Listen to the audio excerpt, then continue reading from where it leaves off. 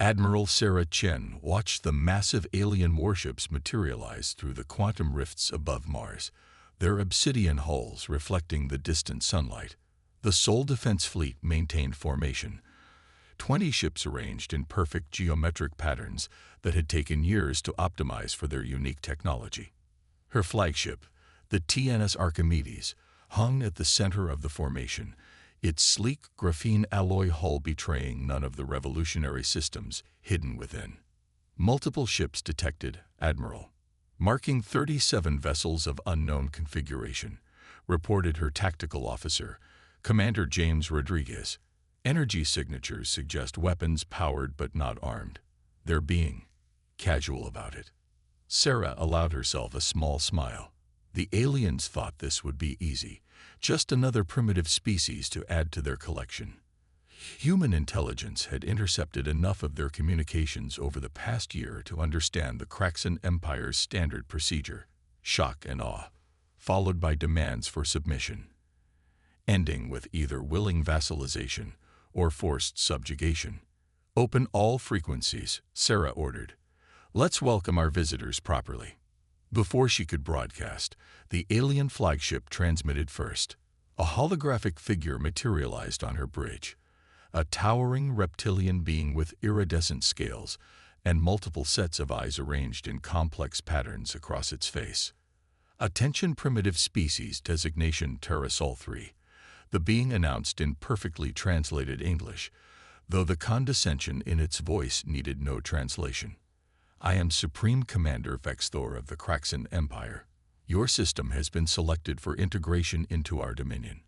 Resistance is unnecessary and would only result in needless loss of life. Accept our protection and guidance, and your species will be elevated to serve a greater purpose." Sarah stood, straightening her midnight blue uniform. "Supreme Commander, I am Admiral Sarah Chen of the Terran Naval Service. While we appreciate your generous offer, I'm afraid we must decline. Earth and her colonies are sovereign territory." Multiple sets of alien eyes blinked in what might have been amusement. "Your courage is admirable, but misplaced. Our scans show your vessels utilize primitive fusion drives and basic deflector shields. The technology gap between us is insurmountable. Submit now, and we will ensure your species transition is painless." Sarah maintained her diplomatic smile, even as her crew made final preparations. The alien scans were exactly as penetrating as humanity had allowed them to be. Perhaps a demonstration would help clarify our position. "Rodriguez, activate the Chimera protocol." Across the Terran fleet, sophisticated holographic projectors and quantum field manipulators began their work. The aliens watched as the primitive human vessels seemed to flicker and transform. The basic fusion drives disappeared, replaced by advanced antimatter propulsion systems. The simple deflector shields evolved into layered quantum barrier arrays. What had appeared to be basic railgun ports revealed themselves as highly advanced particle lance emitters. "Impossible," Vexthor hissed. "Our scans were exactly what we wanted them to see," Sarah finished. "Humanity learned long ago that appearing weak when you are strong provides certain advantages. Your empire isn't the first expansionist power to visit our system. You're simply the first we've chosen to reveal ourselves to." The alien commander's scales shifted color in what their intelligence suggested was a sign of agitation. "You dare deceive the Kraxan Empire. Our fleet will do nothing," Sarah interrupted firmly. "Because while you've been talking, we've had time to fully analyze your shield frequencies, weapons configurations, and hull compositions. Would you like me to demonstrate our findings?" She nodded to Rodriguez, who transmitted a tight beam burst of energy at a precisely calculated frequency. It passed through the allegedly impenetrable Kraxan shields as if they weren't there, expertly severing the command antenna from their flagship's hull. The antenna floated away into space, trailing sparks. Dead silence filled the communication channel. When Vexthor spoke again, the condescension had been replaced by something approaching respect. "It seems we have miscalculated. Perhaps we should discuss this situation through proper diplomatic channels." "A wonderful suggestion," Sarah replied. We've taken the liberty of preparing a conference facility on Phobos. Your Empire's diplomatic corps is welcome to join representatives from the Terran Federation for preliminary discussions. I trust you can find your own way there, or shall we provide an escort? The alien commander's scales shifted to a deeper hue. That will not be necessary. We will withdraw to a respectful distance and await our diplomatic team's arrival. The hologram flickered out. Sarah watched as the Kraxan fleet carefully backed away, their previous aggressive posture replaced by cautious maneuvering. She turned to her bridge crew, who were maintaining their professional composure despite the urge to celebrate. "Send word to command," she ordered. "Operation First Impression is complete. Phase 2 can begin." She settled back into her command chair, allowing herself a moment of satisfaction. Humanity had spent decades preparing for this moment, carefully orchestrating their apparent technological level while secretly advancing far beyond what any alien civilization expected. The real negotiations were about to begin, and Earth was holding all the cards. As Sarah watched the alien fleet retreat to a safe distance, she couldn't help but think that perhaps this was the beginning of something greater than simple diplomatic relations. Humanity had proven they could play the game of galactic politics, and play it well. The next few days would be crucial, but one thing was certain: the galaxy would never again underestimate the ingenuity, preparation, and tactical brilliance of the human race. Dr. Maya Patel stood before the assembled alien diplomats in the Phobos Conference Center, trying not to smile at their barely concealed astonishment. Behind her, displayed in a massive hologram, was a real-time neural map of a human pilot interfacing with their ship's systems. The intricate web of connections pulsed with activity, each pathway representing a direct link between human consciousness and machine intelligence. "As you can see," Maya explained, gesturing to the display, "our neural integration network doesn't simply allow pilots to control their ships. It creates a genuine synthesis between human intuition and artificial intelligence. Our pilots don't just fly their vessels, they become them." A Kraxan representative, still struggling to accept humanity's technological revelations, raised a clawed appendage. "This defies established neuroscience principles. The processing demands alone would overwhelm any organic brain." Maya activated another display, showing the quantum processing cores that made it all possible. "That's where you're wrong, Ambassador. Human brains are remarkably adaptable. We discovered that by using quantum entanglement at the neural level, we could expand consciousness without overwhelming it. Each pilot maintains their individual identity while gaining access to computational powers previously thought impossible." In orbit above Mars, Lieutenant Kai Santos demonstrated the truth of Maya's words. His consciousness expanded through the neural interface of his interceptor, the sleek vessel becoming a natural extension of his own body. Through the ship's sensors, he perceived space in all directions simultaneously, processing vast amounts of data without conscious effort. "Beginning demonstration run," Kai announced, his voice calm despite the complexity of what he was about to attempt. A dozen automated drones launched from the TNS Archimedes, each programmed with attack patterns based on different alien combat doctrines. Admiral Chen's voice came through the command channel. "You may proceed when ready, Lieutenant. Remember, our guests are watching." Kai's ship moved with impossible precision, executing maneuvers that would have torn apart any vessel under conventional control. The neural interface allowed him to push the ship to its absolute limits, knowing exactly how much stress each system could handle. The drones attacked from all directions, their patterns designed to overwhelm any normal pilot's ability to track multiple threats. But Kai wasn't just tracking them. He was predicting their movements, the quantum AI working in perfect harmony with his natural intuition. His ship danced through space, avoiding every attack while launching precisely calculated counterstrikes. Within minutes, all 12 drones had been disabled without taking a single hit. In the conference center, the alien diplomats watched in stunned silence. Maya continued her explanation. "What you're witnessing isn't just superior technology. It's a fundamentally different approach to space combat.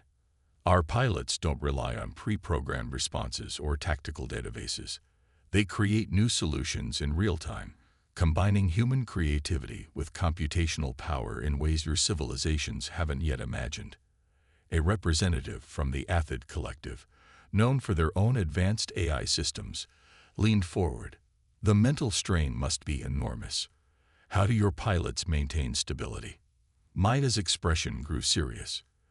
That's where human adaptability truly shines. We discovered that our brains actually grow stronger with neural integration. New neural pathways form, expanding our natural capabilities. Each time our pilots interface, they become more proficient, more intuitive. The technology grows with them. Admiral Chen, watching from her flagship, allowed herself a moment of pride. The aliens were finally beginning to understand what they were dealing with. Humanity hadn't just developed advanced technology. They had fundamentally changed what it meant to be human. Dr. Patel, the Kraxan ambassador, spoke again, his scales shifting to show deep thought. Your species has achieved something we believed impossible.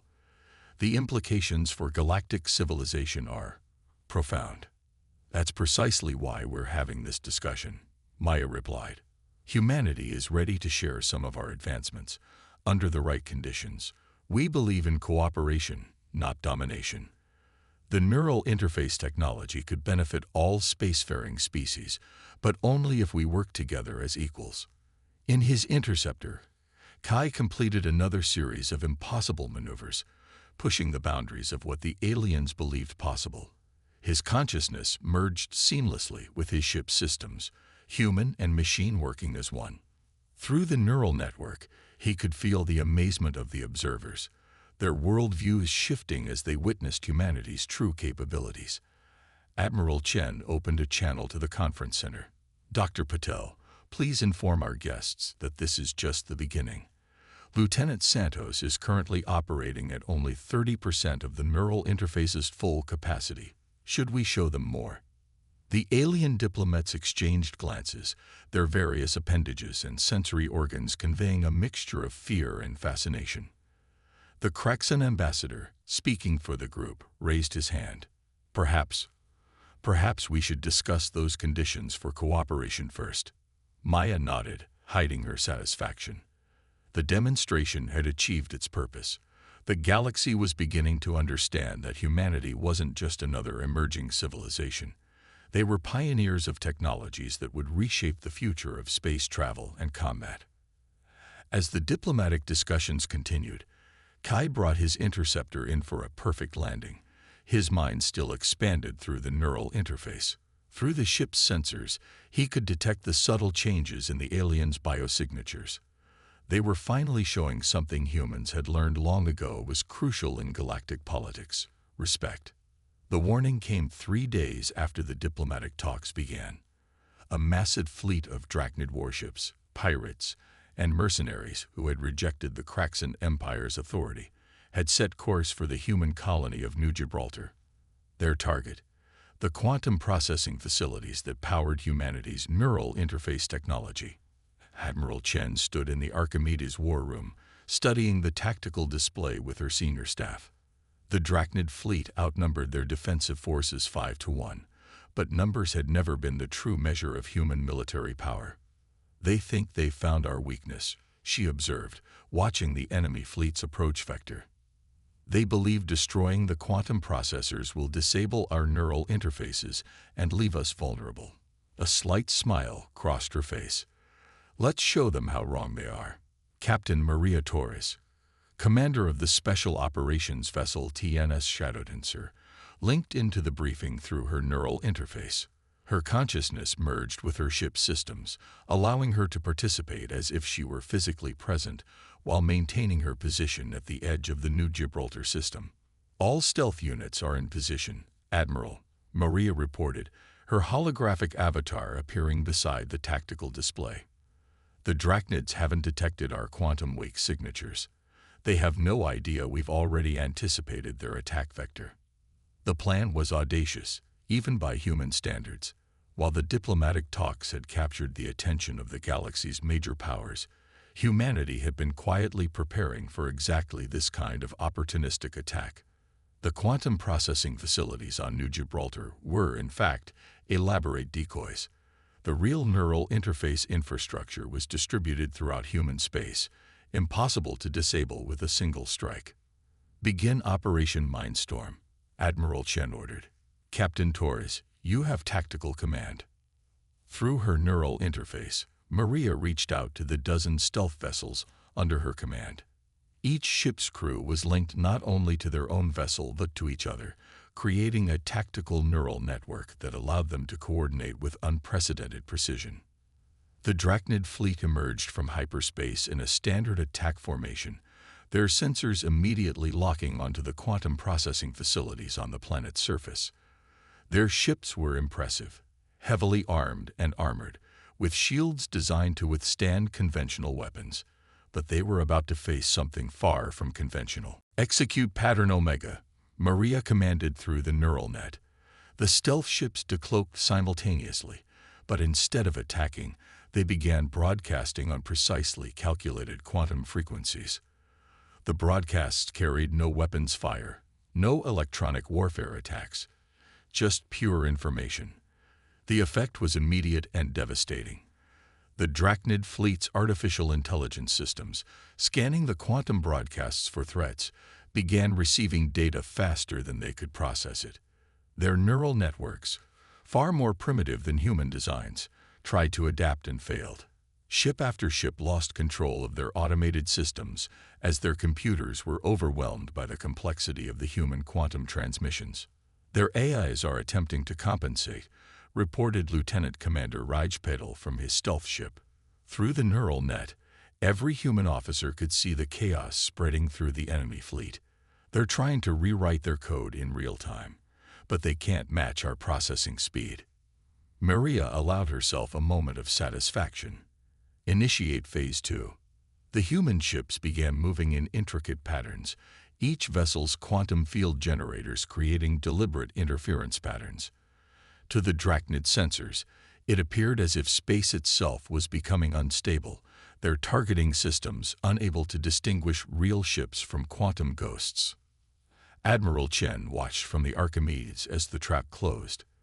The Drachnid ships, their automated systems in chaos, and their crews unable to trust their sensors, began firing randomly into space. Their carefully planned attack had devolved into confusion and panic. "Target their command and control nodes," Maria ordered through the neural net. "Minimal force, maximum precision. Let's show them the difference between power and control."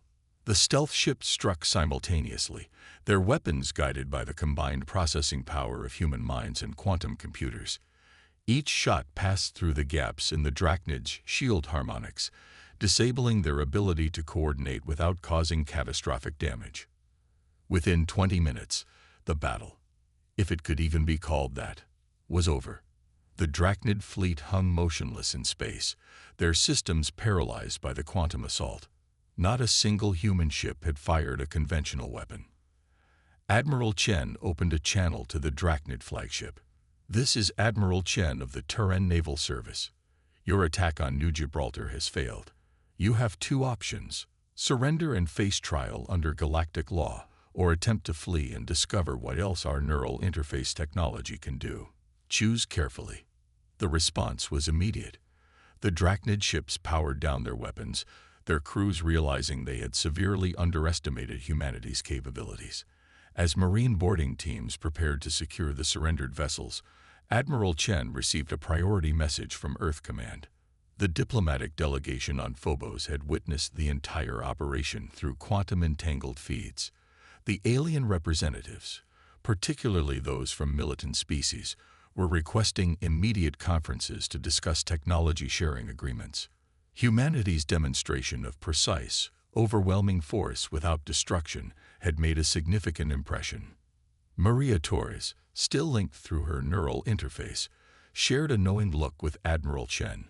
This had never been just about defending a colony. It was about showing the galaxy that humanity's approach to warfare had evolved beyond simple violence. They had learned to win without destruction, to dominate without casualties.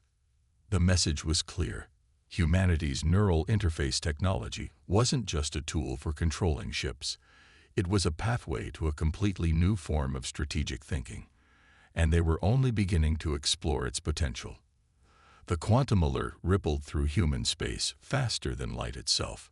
Deep in the Carina Nebula, humanity's most advanced research facility had detected something unprecedented, a massive tear in the quantum fabric of spacetime. The Void Lords, mysterious entities that had been observing galactic civilization from dimensional shadows, had finally decided to make their move.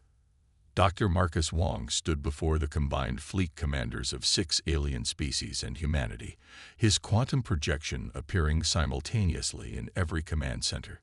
"The tear is expanding exponentially," he explained, his voice steady despite the gravity of the situation. "The Void Lords aren't just observing anymore. They're attempting to reshape our reality to match their own." Admiral Chen, now coordinating humanity's combined fleet operations, studied the quantum simulations with growing concern. The Void Lords' technology operated on principles that made even humanity's advanced understanding seem primitive. Their vessels, if they could be called that, existed partially outside normal spacetime. "Traditional weapons will be useless," the Kraxon's supreme commander observed, his scales dark with worry. "Even your neural interface technology cannot target what doesn't fully exist in our dimension." "No," Chen agreed, "but we've been preparing for this possibility longer than any of you realize." She opened a secure quantum channel to Earth Command. "Initiate Project Lighthouse." Across human space, hidden quantum arrays activated simultaneously. Each was a marvel of engineering, combining humanity's mastery of neural interfaces with their understanding of quantum mechanics.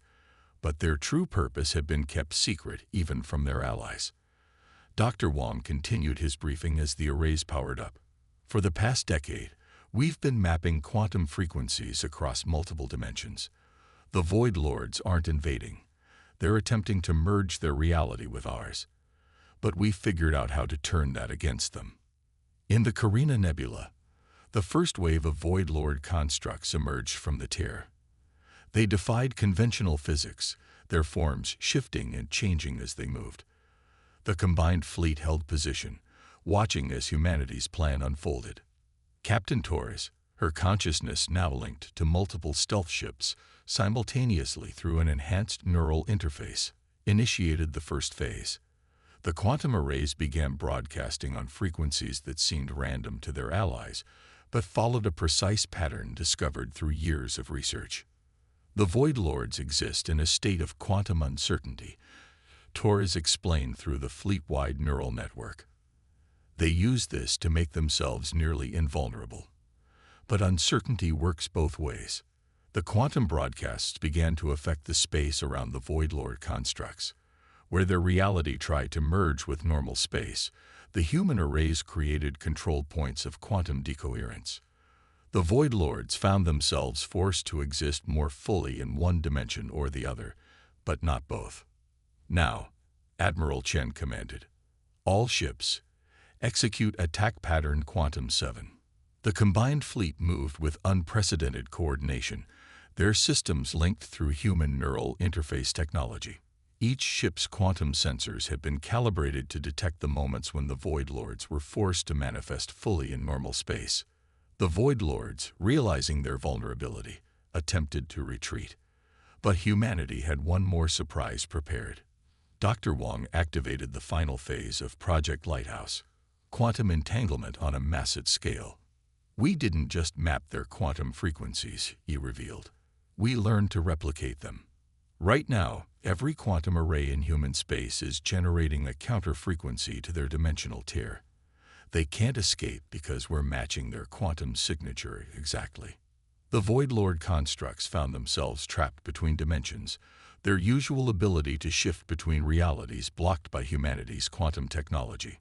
The combined fleet struck with perfect precision, their weapons enhanced by quantum targeting systems that could track targets existing in dimensional flux. But humanity's true victory wasn't in the destruction of the Void Lord constructs. As the battle reached its climax, Dr. Wong initiated the final stage of Project Lighthouse.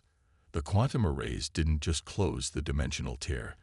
They stabilized the quantum fabric of space itself, making it impossible for the Void Lords to create new tiers in that region of space. "We've created a quantum barrier frequency," Wong explained to the astonished alien commanders. "Any attempt to breach dimensional barriers in this space will be met with automatic quantum stabilization. The Void Lords can no longer use their primary advantage." As the remaining constructs were eliminated or forced to retreat, Admiral Chen received status reports from across human space. Every quantum array had performed perfectly, creating a network of dimensional stability that would protect not just human worlds, but all civilized space. The alien commanders, witnessing humanity's mastery of quantum mechanics and dimensional physics, finally understood why humans had seemed so confident despite the Void Lord's apparent superiority. Humanity hadn't just developed defenses against quantum-level threats. They had learned to manipulate the very fabric of reality itself. "Your species," the Kraxan Supreme Commander said slowly, "continues to surprise us. First neural interfaces, then quantum manipulation, and now dimensional engineering. What other secrets do you harbor?" Admiral Chen's response was diplomatic but clear. "We believe in being prepared. The galaxy is vast and full of wonders and dangers.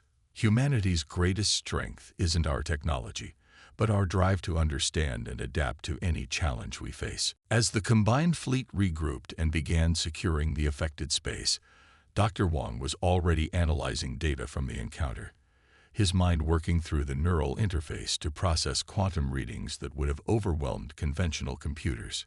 Humanity had won this battle, but more importantly, they had proven themselves essential to the galaxy's future security. The age of quantum supremacy had begun, and humanity was leading the way into a new era of galactic civilization. The Grand Assembly Hall of the Galactic Council had never seen such a gathering.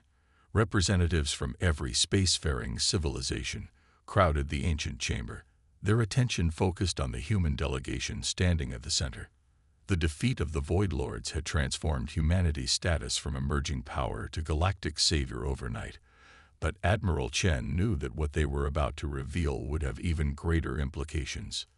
The quantum barrier network protecting our space from dimensional incursion was only the beginning, she announced, her voice carrying to every corner of the vast chamber. "Today, we're here to propose something unprecedented, the New Dawn Protocol." Dr. Maya Patel stepped forward, activating a holographic display that filled the chamber. It showed a complex network of quantum pathways connecting different regions of the galaxy. "What you're seeing isn't just a defensive system. It's the foundation for a new form of galactic civilization." The assembled delegates murmured as they began to understand the scale of what humanity was proposing. The quantum network that had defeated the Void Lords could be expanded, creating instantaneous communications and travel throughout the galaxy. But that was just the surface. Our neural interface technology, combined with quantum computing, has given us insights into the fundamental nature of consciousness itself, Maya continued. "We've discovered that intelligence, whether organic or artificial, creates ripples in the quantum fabric of space-time. By understanding these patterns, we can do more than just defend against threats. We can transform how all species interact with the universe itself." Captain Torres, attending through quantum projection, demonstrated by interfacing with the Hall's ancient systems. Through the neural network, she accessed and upgraded thousand-year-old technology that had been considered unmasterable. The alien delegates watched in amazement as their own systems began operating with unprecedented efficiency. "The New Dawn Protocol isn't about human dominance," Admiral Chen explained. "It's about elevation. Every species has unique insights, different ways of perceiving reality. By sharing our technology, we can create a true galactic community where each civilization contributes its strengths to the whole." Dr. Marcus Wong appeared via quantum projection, his consciousness simultaneously present in research facilities across the galaxy. We've already begun detecting quantum signatures that suggest the existence of other dimensions beyond those the Void Lords accessed. The universe is vastly more complex than any single species can comprehend alone. The Crexen's Supreme Commander, now a staunch ally, rose to address the assembly. When we first encountered humans, we thought them primitive. Then we thought them merely advanced. Now we understand. They are pioneers, pushing the boundaries of what we believed possible. Admiral Chen activated the final display, a real-time visualization of quantum consciousness patterns across the galaxy. Billions of minds, organic and artificial, each contributing to the vast tapestry of galactic intelligence. This is what we've been working toward. Not just technological advancement, but true understanding. The New Dawn Protocol was more than a defensive network or a communication system. It was a framework for galactic civilization itself, allowing species to share knowledge and experiences directly through the quantum neural interface. But humanity had included crucial safeguards, ensuring that no single species, including humans, could dominate the network. The age of isolation is over, Chen declared. We face challenges that no civilization can overcome alone. The Void Lords were just the beginning. There are wonders and dangers in this universe that we've only begun to discover.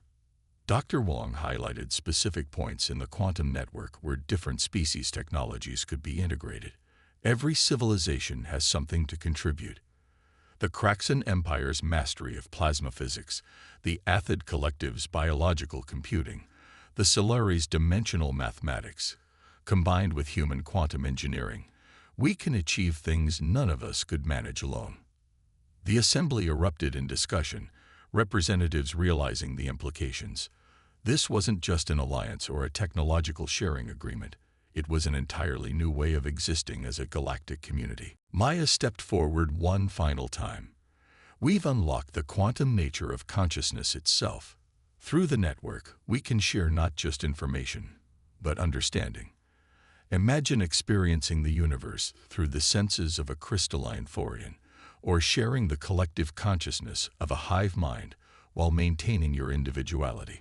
As the delegates debated and discussed, Admiral Chen received a quantum transmission from Earth Command. More quantum signatures have been detected at the edge of known space, signs of civilizations and phenomena beyond anything yet encountered. The New Dawn Protocol had been designed with these discoveries in mind, ready to adapt and expand as the galaxy revealed more of its secrets. The choice is yours, Chen addressed the assembly. Humanity will continue to explore and advance regardless of your decision. But we believe that together, we can achieve something greater than any of us could imagine alone. The vote was unanimous. As the quantum network activated across the galaxy, connecting minds and civilizations in ways never before possible, humanity had achieved something remarkable. They hadn't just proven themselves to the galaxy, they had transformed it, ushering in an era of unprecedented cooperation and discovery. As the assembly concluded, Admiral Chen looked out at the representatives of 100 different species, now linked through human technology in a vast quantum neural network. Humanity's greatest achievement wasn't their technology or their military prowess. It was their ability to imagine a future where the strengths of all species could be combined into something greater than the sum of its parts. The new dawn had begun, and the universe would never be the same.